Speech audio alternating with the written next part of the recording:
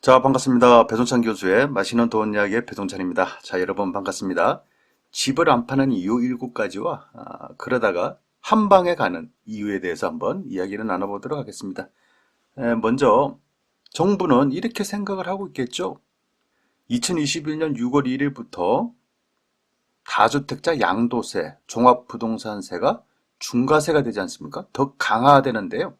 이로 인해서 매물이 쏟아질 것이다 라고 이렇게 생각을 한다는 거예요. 그래서 매물이 증가된다는 거죠. 서로 팔려고 한다는 거예요. 이러한 부분은 심리적으로 이제 수요가 감소가 될 것이고, 따라서 수요가 감소가 되는데 매물이 증가된다. 아파트의 가격, 부동산의 가격, 주택의 가격은 하락할 것으로 기대를 한다는 거죠. 그래야요 부동산 시장이 더 뛰어.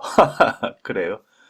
이번 정부는 부동산 문제 때문에 참 곤욕을 치렀지 않습니까? 따라서 이제는 부동산 시장이 안정세로 이제 전환될 것이라고 기대를 했다는 거죠. 하지만요, 현재 부동산 시장에 나타나는 현상들은요, 수요는 분명히 축소가 된 것 같아요. 따라서 거래량도 급감이라는 거죠. 그런데 아파트의 가격은 그렇게 쉽게 떨어지지는 않는다는 얘기예요. 어떻게 보면 서울 재건축, 예를 들어서 뭐 강남이나 목동이나 이런 단지의 아파트들은 재건축 대상 아파트들은 오세훈 시장 당선에 대한 기대감으로 인해서 오히려 신고가 행진이 이어지고 있는 거 아니겠습니까? 그렇죠. 왜냐하면 기대감에 의한 이러한 상승이라고 봐야 되겠죠. 그리고 전국적인 부동산 가격 또한 그냥 뭐 보합이라고 할까요?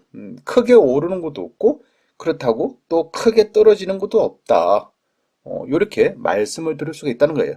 정부 입장은 매물이 증가돼가지고 좀 떨어지기를 원했지만은 실제적으로 나타나는 현상들은 그러하지 않았다라고 이렇게 말씀을 드릴 수가 있을 것 같아요. 자, 그렇다면 왜 다주택자들은 매물로 던지지 않을까요? 정부 정책을 우습게 생각했을까요? 아니면 세금에 대한 중과세, 양도소득세 중과세, 종합부동산세에 대한 중과세가 무섭지 않다고 생각을 할까요? 그래요. 여러 가지 이유들, 여러 가지 생각들은 있겠지만은 제가 생각하고 있는 다주택자들이 매물로 안 던지는 이유는 7가지라고 생각하는데요. 그 중에서 첫 번째는요. 아직 집을 팔 생각 자체가 없는 거예요. 뭐 집 팔 생각이 아예 없다니까요. 왜냐하면 집값은 앞으로도 오를 것으로 기대한다는 거죠. 이런 사람들이 많다는 거예요. 지금 보이는 화면을 보세요. 부동산 가격은 2014년, 15년도부터 해가지고 2017년 이후로는 뭐 급격한 상승을 이뤘지 않습니까? 그러니 앞으로 이런 상승이 더 갈 것이다라고 생각들을 한다는 거죠. 어떻게 보면 기대감이 더 크다라고 말씀을 드릴 수가 있다는 거고요. 다주택자들이 집을 안 파는 이유, 두 번째로 본다면 걱정이 된다는 거예요. 무슨 걱정이 되냐라고 한다면 지금 이 집을 팔면 두 번 다시는 그 가격이 안 온다는 얘기예요. 지금 팔면 내가 그 집을 다시 살려고 하면 못 산다라고 이렇게 말씀을 드릴 수가 있다는 거예요. 뭐 어떻게 보면 너무 솔직한가요? 지금 팔면 두 번 다시는 그 가격이 오지 못한다. 야, 참 이런 이야기는 20년 전의 이야기죠. 제가 뭐 대학원 수업을 받을 때도 우리 학교 교수님들이 서울에 있는 집을 팔고 미국으로 가시는데 미국에서 갔다 오니까 집값이 더 올라가 있다는 거예요. 두 번 다시는 강남으로 진입을 못 한다는 얘기죠. 또 한동안은 한 2006년이었죠. 뭐 버블 세븐 지역이라고 그 당시에는 굉장히 유명했어요. 뭐 갑자기 막 5억짜리가 막 7억 되고 막 그랬지 않습니까?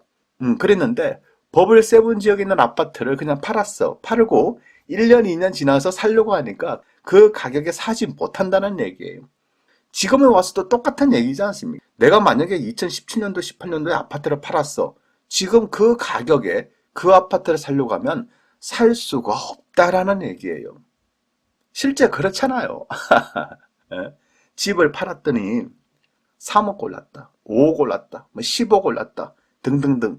집 판 사람들 입장이라면 그냥 우울하죠. 그냥 우울 그 자체예요. 제가 뭐 상담이 됐든 뭐 강의를 통해서든 수많은 사람들을 만나보지만 집을 팔았던 사람들은 공통점이 집 팔고 난 이후에 우울하다는 거예요. 그러니 집을 안 판다는 거예요. 아주 쉽게 말씀드린 거지 않겠습니까? 세 번째로는요.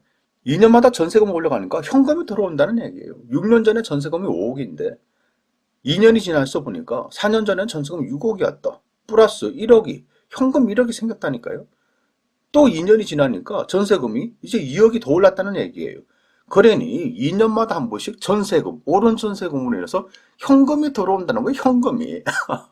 물론 내 돈은 아니죠. 나중에는 돌려줄 돈이지만은 전세금이 2년마다 한 번씩 올라가지고 이처럼 현금이 들어왔다는 얘기예요.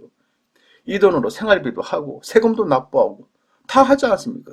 근데 중요한 거는 전세금만 올랐나? 그건 아니지 않습니까?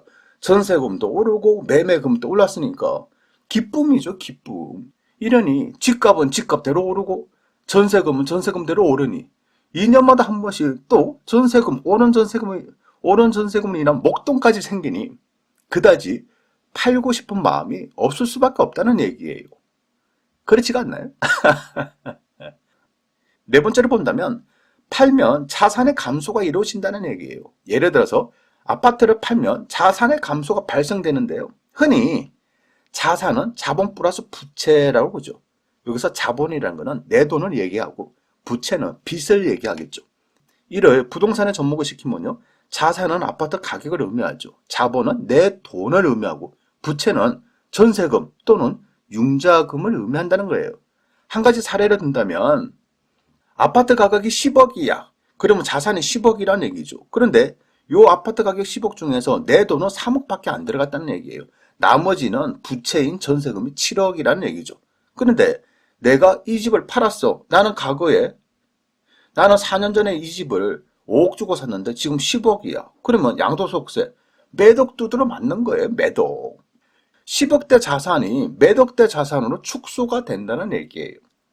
그러다 보니까 집 팔기가 꺼려진다는 거예요. 어떻게 보면 배부는 소리죠.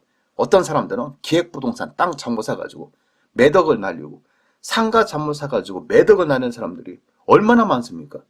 거기에 비해서 그나마 아파트를 사서 다행이라는 얘기죠. 자, 다주택자들이 집을 안 파는 이유 다섯 번째로 보면 이처럼 양도소득세를 두드려 맞고 자산 감소가 이루어질 바에야 차라리 뭘 하겠다? 나는 차라리 우리 아이들한테 물려주겠다. 증여를 해주겠다는 거예요. 올해 1월 달에 강남구의 증여 건수는 총 84건이었고요. 2월 달에 증여 건수는 167건, 3월 달에 증여 건수는 832건이라는 얘기입니다. 여러분, 1월 달, 2월 달에 비해서 3월 달에 증여 건수가 무려 832건이었다는 거죠. 그만큼 증여가 굉장히 늘었다. 아마 4월 달에는 더 늘었겠죠. 이처럼 증여가 급속하게 늘어났다는 것을 우리는 알 수가 있다는 거예요. 그만큼 다주택자들이 증여로 많이 넘겼다는 이야기겠죠. 그리고 다주택자들이 집 안 파는 이유 여섯 번째로 본다면 집을 팔아도 딱히 할 게 없다는 거예요. 맞아요. 아니 집을 팔아가지고 내 수중에 매덕이란 돈이 있다. 10억대란 돈이 생겼다 하더라도 이런 시국에 사업을 하겠어요? 장사를 하겠어요? 집을 팔아서 또 새로운 집을 사겠어요? 집을 팔아서 주식이나 코인에 투자하시겠어요? 그래요. 맞아요. 할 게 없다는 거예요. 돈이 갈 데가 없다는 얘기고요. 여기에 은행에 돈을 넣어두면 되잖아 라고 생각하시겠지만은 여러분 아시다시피 지금 저금리지 않습니까? 은행 이자가 너무 낮아요. 물론 금리가 인상되면 그나마 은행 쪽으로 돈이 흘러갈 수도 있겠죠. 하지만 지금 현재 상황으로 놓고 본다면 집을 팔아도 내가 딱히 할 게 없다는 거, 투자할 것도 없고 사업할 것도 없다는 얘기예요. 그러니 사람들이 뭐 한다? 집을 안 판다는 얘기예요. 그리고 마지막 일곱 번째, 집을 안 파는 이유는요. 기다리면 양도소득세를 풀어주겠지. 지금 이 상태로서는 안 팔아. 양도소득세 10% 중과 예외. 이 정도 가지고는 만족이 안 되고요. 이 정도 가지고는 너무 약하다는 거예요. 풀어주는 게. 그냥 양도소득세를 확 풀어줄 때까지 기다린다는 거죠. 지금까지 양도소득세 역사를 놓고 보면 그랬지 않습니까? 부동산 경기가 좋으면 부동산에 대한 규제를 했죠. 양도소득세 중과세를 때리고. 그런데 부동산 경기가 나쁘면 양도소득세를 완화를 해줬죠. 때때로 비과세를 확대해줬지 않습니까? 이처럼 부동산 정책이라는 게 일관성이 없어요. 그냥 때에 따라서 풀어줬다가 규제했다가 풀어줬다가 규제했다가 죽였다가 살렸다가 죽이고 이런 과정이 반복됐다는 얘기죠. 그러니 국가가 행하는 부동산 정책들에 대한 신뢰가 가지 않았다는 거예요. 그래서 집을 안 판다는 얘기입니다. 아무튼요, 지금까지야 이러한 이야기들이 맞아떨어질 수도 있었겠죠. 하지만 앞으로는 그렇게 쉽게 이와 같은 이야기들이 지속적으로 맞아떨어지기는 힘들어 보인다는 얘기예요. 왜냐? 지난 방송에서도 제가 누차에 걸쳐서 여러분께 말씀드리는 거예요. 이제는 매수 세력 주체들이 사라지고 있다는 거예요. 다주택자들이 주택을 사모하지 않습니까? 이처럼 다주택자들이 사모했기 때문에 아파트 가격이 올라간 거죠. 그런데 다주택자들이 이제는 주택을 축소하고 있어요. 함부로 사지 못한다니까요. 양도소득세, 종합부동산세, 재산세 중과세 때문에. 여기다가 다주택자가 아파트를 사? 취득세가 중과세라니까요. 그러니 다주택자들 입장에서는 주택을 축소하고 있다는 거예요. 매수 세력이 줄어들었다는 거예요.